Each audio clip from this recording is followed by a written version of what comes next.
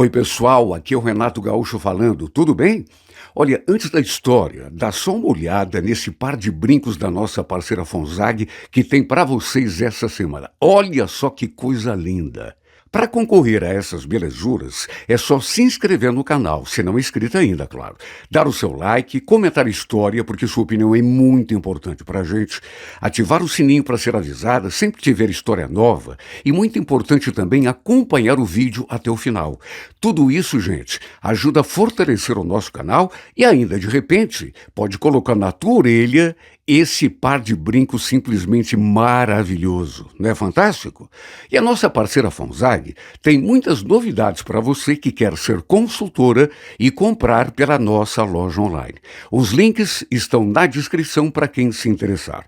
Boa história e fiquem com Deus. Até que um dia, ela veio me chamar a atenção, quer dizer, minha e da Marlene, fez o maior escândalo. Olha, não tenho nada a ver com as safadezas de vocês dois. Pessoa descarada não consegue se policiar mesmo. Agora, eu exijo que vocês respeitem pelo menos o direito de dormir das crianças. Daqui de baixo dá por ouvir tudo que vocês fazem lá em cima. Toda noite é uma bateção de cama na parede, de cama no chão que ninguém consegue dormir. Meus filhos não são obrigados a ouvir essa pouca vergonha. Estão me ouvindo? Olha, a gente ficou tão sem jeito. Principalmente a Marlene, coitada. Até porque tinha gente na janela, vizinho. Será que estávamos mesmo fazendo tanto barulho assim que dava para ouvir até ali, na casa de baixo? Quer saber? Eu acho que não. Na verdade, era implicância da Luísa. Era ciúme, era despeito. E o pior é que ela não parou por aí. Olhou bem na cara da Marlene e ainda fez aquela ameaça.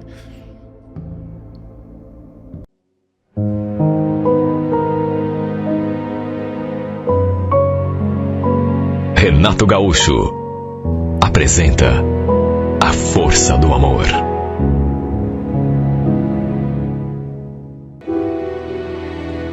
Eu e a minha esposa estávamos passando pela pior crise do nosso casamento. A gente simplesmente não conseguia mais nem conversar. Brigávamos por qualquer motivo. Bastava um olhar atravessado e pronto. A caca estava feita. Quem mais sofria com tudo isso, claro, eram os nossos 3 filhos, que ficavam ali, no meio daquele fogo cruzado. Para se ter uma ideia, eu já estava até dormindo no sofá há quase 2 meses. Só que a gente já andava se desentendendo há bem mais tempo do que isso. Eu sinceramente não entendia como tínhamos chegado àquele ponto. Já tinha tentado me entender com ela várias vezes, mas sabe aquela pessoa teimosa? A Luísa era assim, orgulhosa, não dava o braço a torcer por nada. Morávamos numa casa de 2 andares. Eu tinha investido todo o dinheiro que recebi com a venda de um terreno que eu tinha na praia, naquela casa. Eram 2 andares independentes, como se fossem assim 2 apartamentos. A parte de cima eu alugava para ganhar um dinheiro extra, para ajudar ali no orçamento de casa. Só que por conta da situação que a gente estava vivendo, quando venceu o contrato, eu não quis renovar e acabei pedindo o apartamento, aquela parte do apartamento.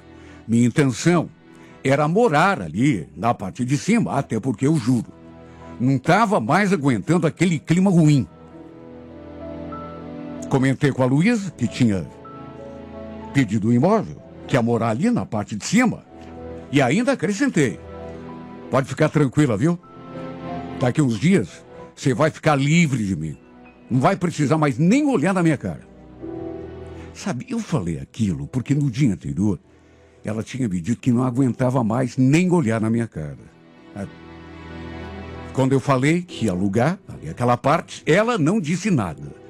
Mas me olhou assim com aquela cara de pouco caso.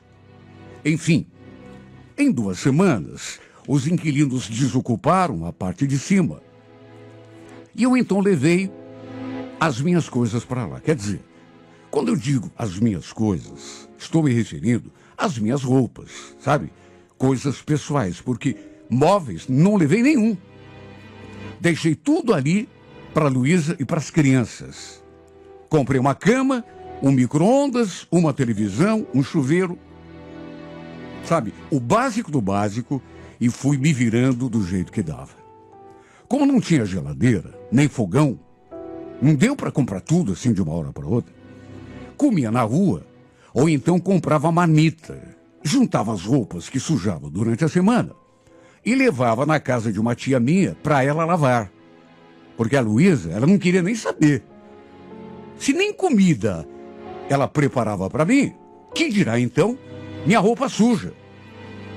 Lembro dela falando quando fui ver se ela podia bater as minhas roupas ali na máquina. Eu não vou lavar meia suja de ninguém. Você não quis morar sozinho? Então se vire. Sabe aquela pessoa tinhosa? Aquela pessoa assim, orgulhosa, que não dá o braço ao torcer, mas nem que esteja morrendo. A cara da minha mulher. Era desse modo que eu estava vivendo naqueles últimos tempos.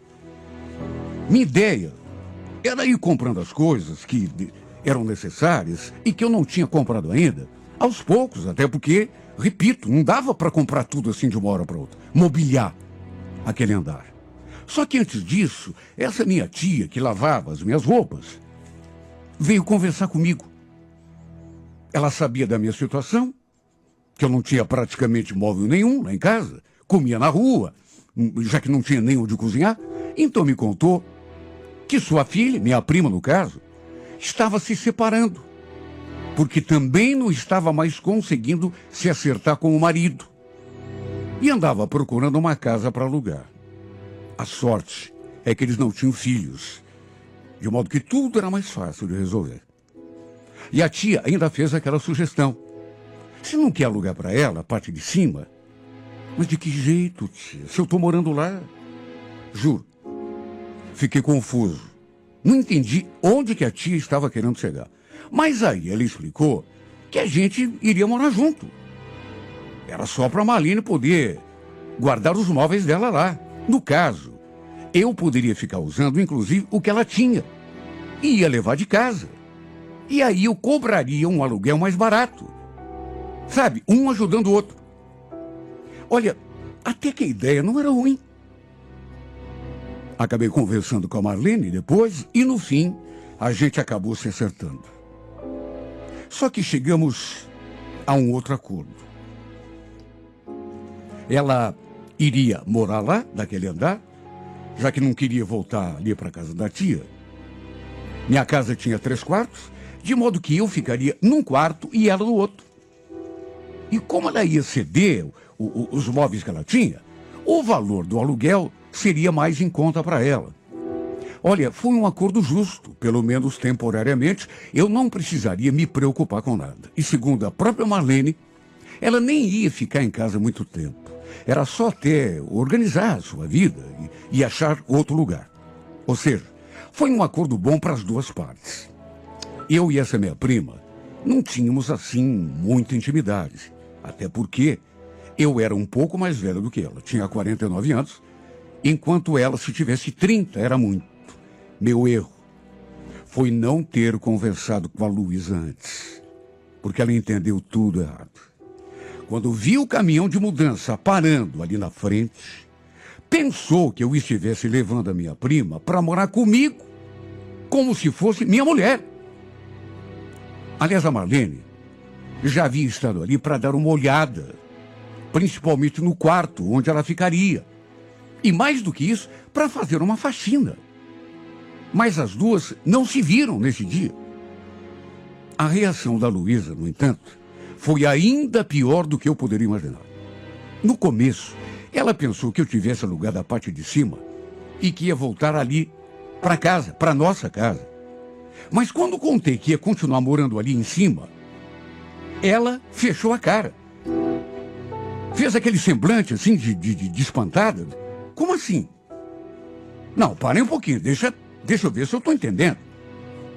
Você vai morar lá em cima com essa mulher? O que está acontecendo, hein, Jaime?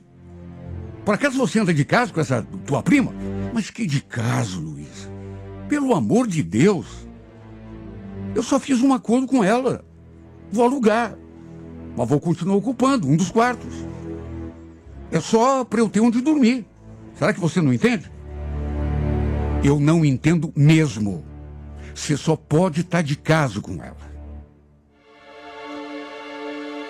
Olha, só quem conviveu com uma pessoa assim é que sabe o sufoco. Ela não conseguia entender. Na verdade, não é que não conseguisse, ela não queria entender. Olha, essa mulher acabou falando coisas que eu fingi até que não ouvi. E depois, ainda falou para Marlene também. Que coitada. Tentou se explicar, mas repito, a Luísa, ela não queria explicação, ela não queria entender. Se eu não tivesse contornado a situação, sei lá, viu?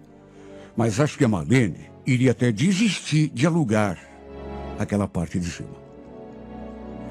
No fim, acabamos descarregando a mudança, ajeitamos tudo, cada um num quarto. Eu, aliás, já estava meio ajeitado ali naquele quarto.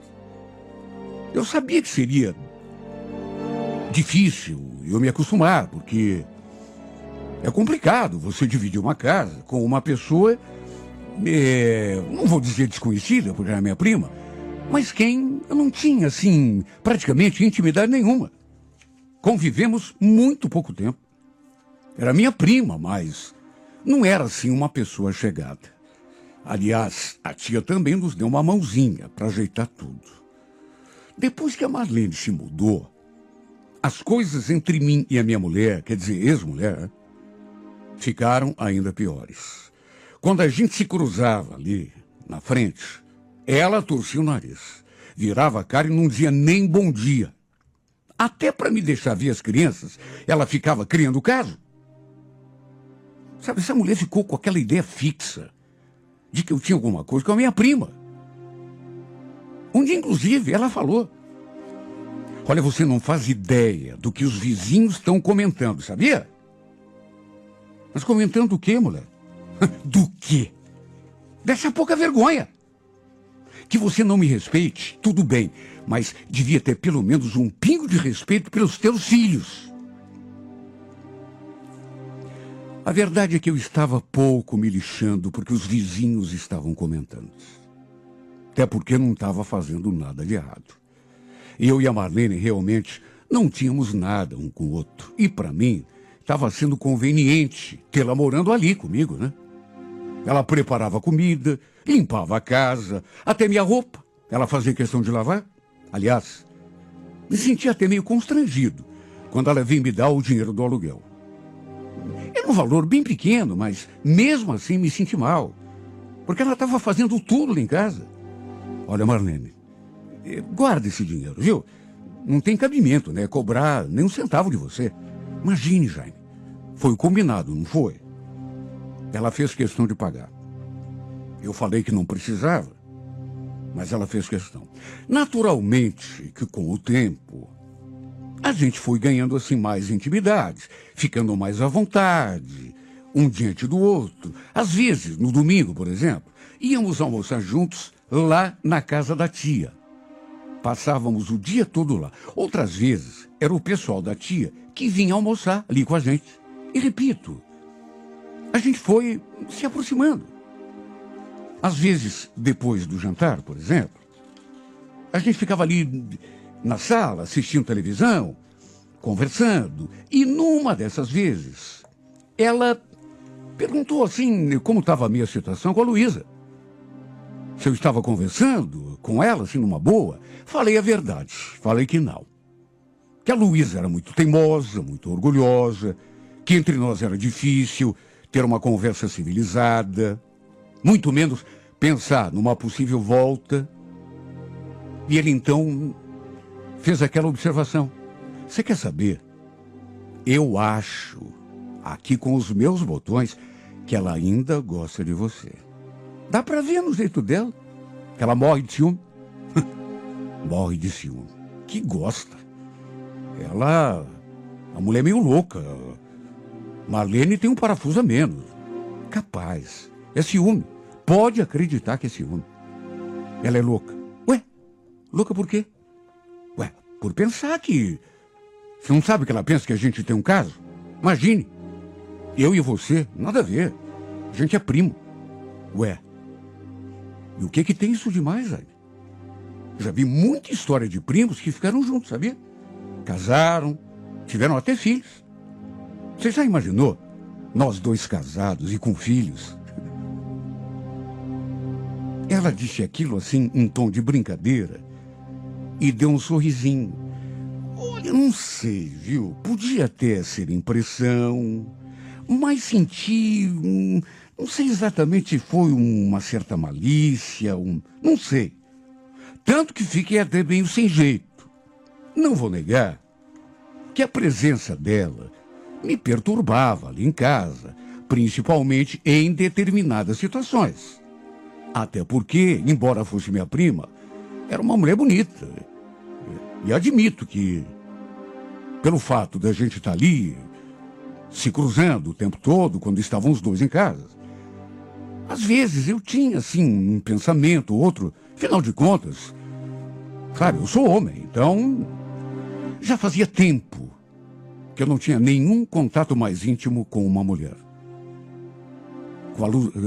Com a Luísa, minha ex-esposa, fazia muito tempo mesmo, porque desde que eu morava com ela, fazia 2 meses que eu não tinha nenhum contato.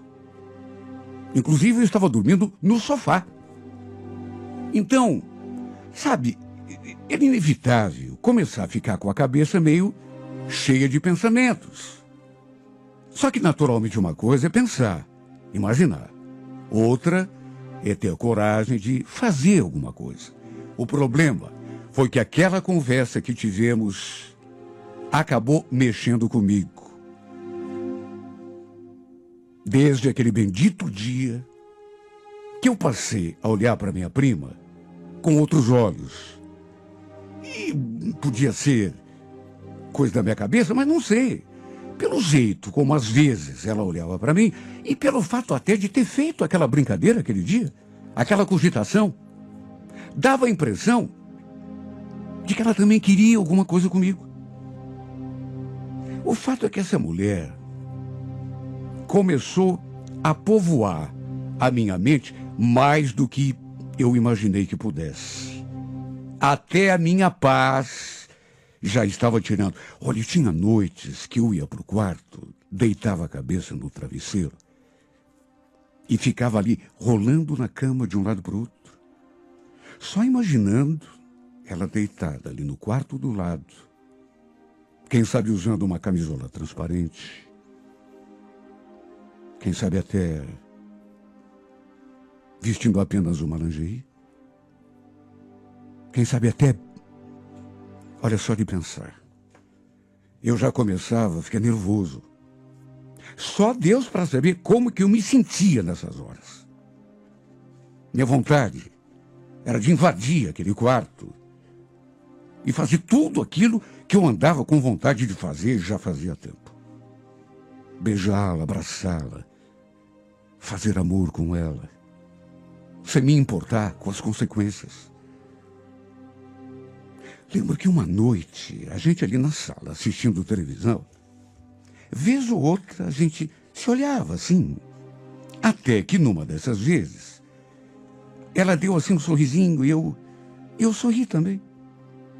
Sabe aquele sorrisinho bobo? Mas o pior é que trocamos aquele sorriso e continuamos assim, um olhando para o outro. O coração começou a bater, mas bater tão forte. O corpo da gente parece que assume o comando nessas horas. Você não é capaz de impedir o que está sentindo. Dava para perceber aquela energia no ar. Olha, parecia que bastaria um de nós tomar a iniciativa, que alguma coisa aconteceria, mas no instante seguinte. E no fim, não consegui me segurar. Acabei me aproximando assim mais dela, sentando um pouco mais perto, e sem tirar os meus olhos dos seus olhos, aproximei minha boca da sua e trocamos um beijo. Olha, eu tremia de tanto que aquele desejo me consumia. Eu tinha dificuldade até para respirar. Um beijo foi puxando o outro, até que no fim, claro, foi inevitável.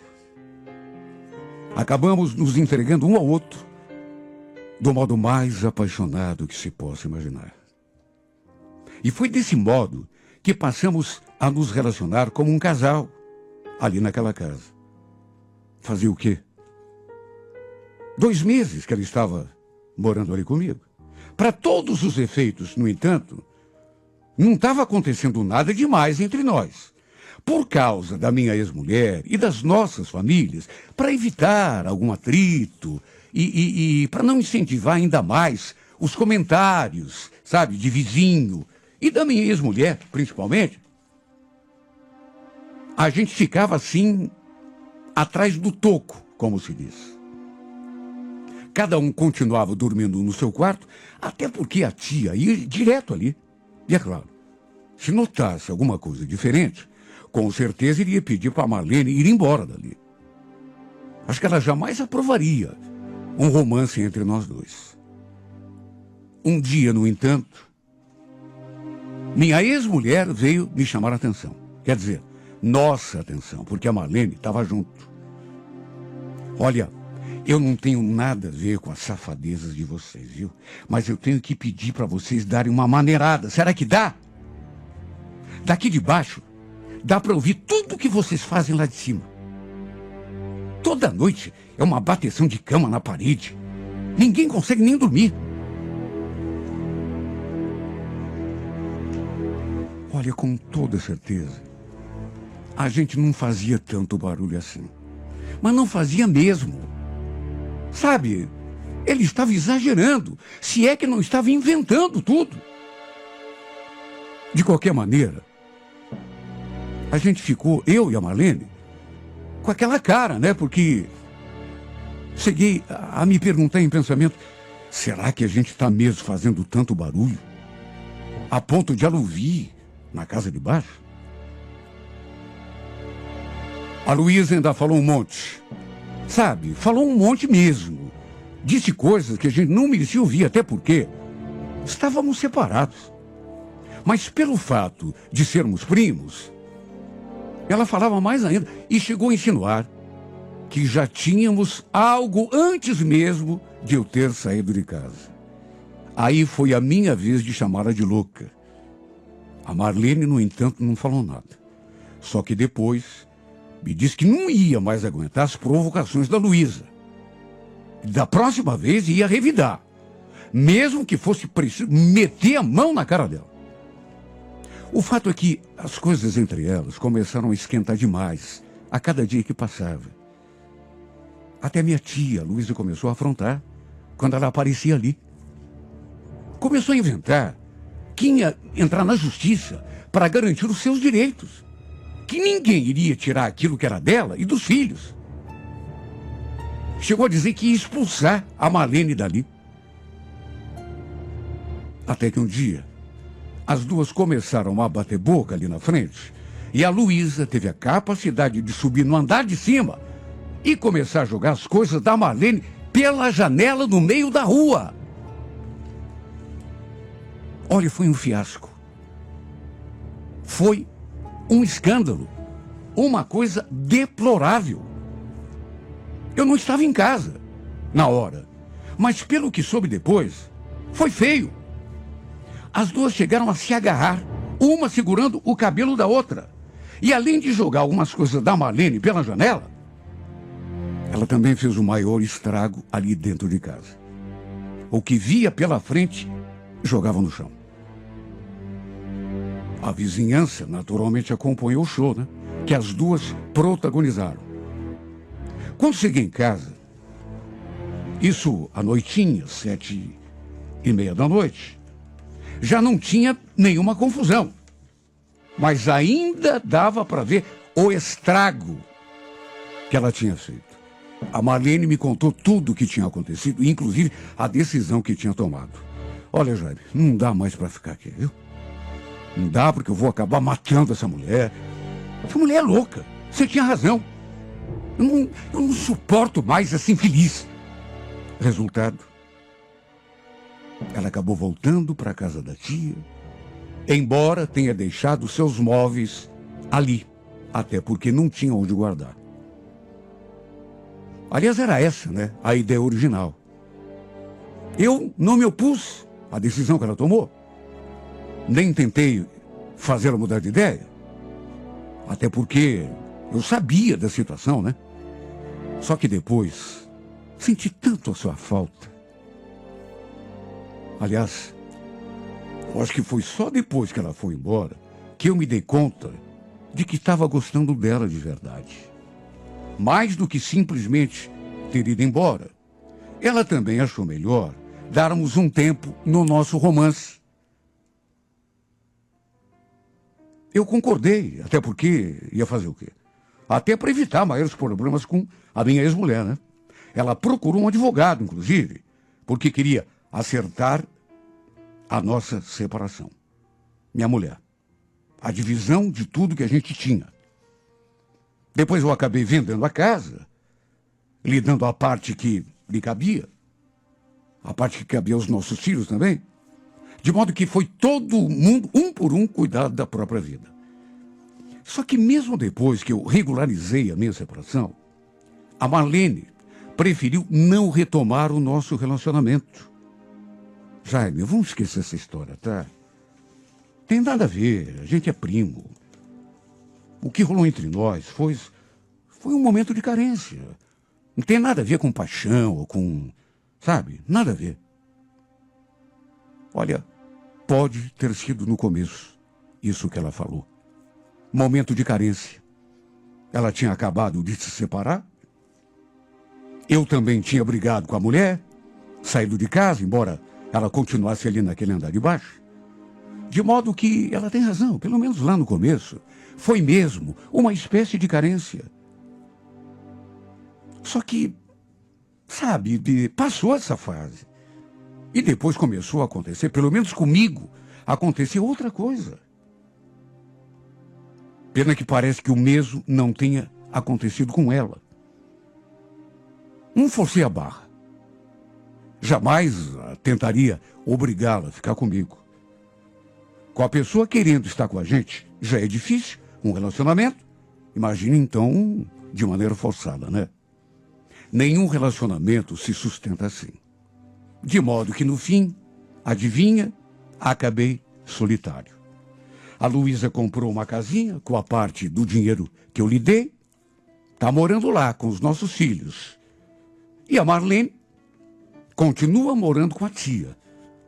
Está lá mais tranquila, cuidando da vidinha dela. Enquanto eu, repito, sou o único que ficou sozinho. Estou aqui, olhando para as paredes dessa kitnet, triste, desanimado, amargurado. Às vezes eu, inclusive, me pergunto, como foi que as coisas chegaram nesse ponto, meu Deus, na minha vida? Parece incrível. Me pergunto isso dia e noite, porque tem hora que a solidão dói tanto. Então eu me pergunto, mesmo sabendo que não vou encontrar resposta, como pude terminar assim, solitário desse jeito, jogado num canto, como uma camisa velha? Como pude, meu Deus, me tornar esse pobre diabo, largado na vida, esquecido por todos, até mesmo pelo próprio Deus? E na próxima quarta-feira, 11 da manhã, não perca. A mulher sorriu e estendeu a mão assim para minha futura cunhada. Então, eu sou a Catarina, namorado do Milton. Quer dizer, como a gente está morando junto, acho que posso dizer que somos até mais do que isso, né? Muito prazer. Quando eu soube do que tinha acontecido, eu vim correndo para cá. Nossa, fiquei tão desesperada. Em vez de retribuir o cumprimento, a Samira, coitada, ficou muda. Se virou assim para mim e me encarou, com certeza, surpresa com aquela novidade. Só que para mim foi muito mais do que uma novidade. Foi uma completa decepção. Imagine como que eu me senti ouvindo aquilo. Como assim? Namorada dele? Aliás, segundo ela mesma falou, eram muito mais do que namorados, já que estavam até morando juntos. Eu olhei para o Milton à espera de uma explicação, mas ele não abriu a boca. Continuou mudo, pálido, como se estivesse sob o efeito de algum tranquilizante. Olha, me segurei para não armar uma cena. Ali mesmo, naquele quarto de hospital. Até porque me senti tão anestesiada. Foi quando aquela mulher olhou assim para mim e perguntou: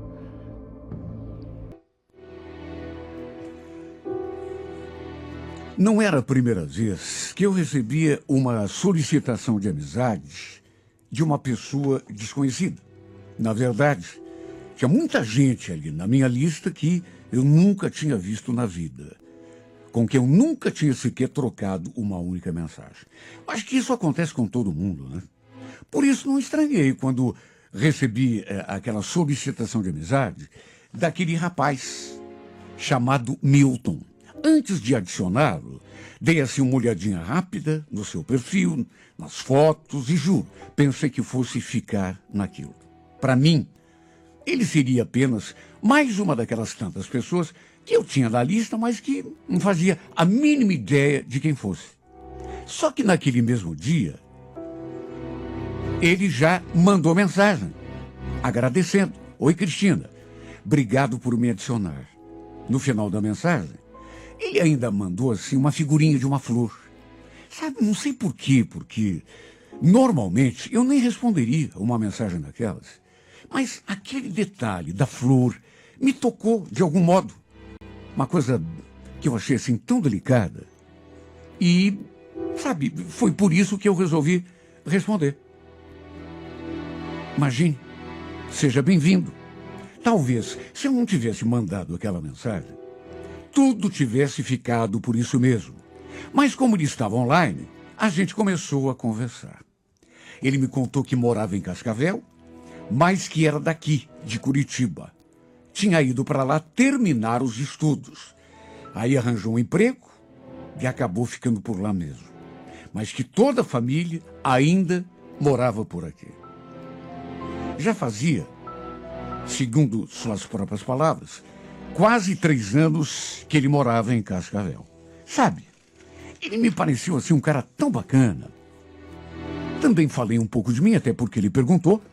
E desse modo, acabamos, sabe, digamos que começando uma amizade. Ele também me falou que tinha mandado um convite porque o meu perfil apareceu para ele como sugestão de amizade. Aí ele viu as minhas fotos, me achou bonita e resolveu mandar o convite. Enfim, aquele foi apenas o nosso primeiro contato. Volta e meia, ele mandava alguma coisa, mesmo que fosse uma daquelas figurinhas de bom dia. É esquisito, né?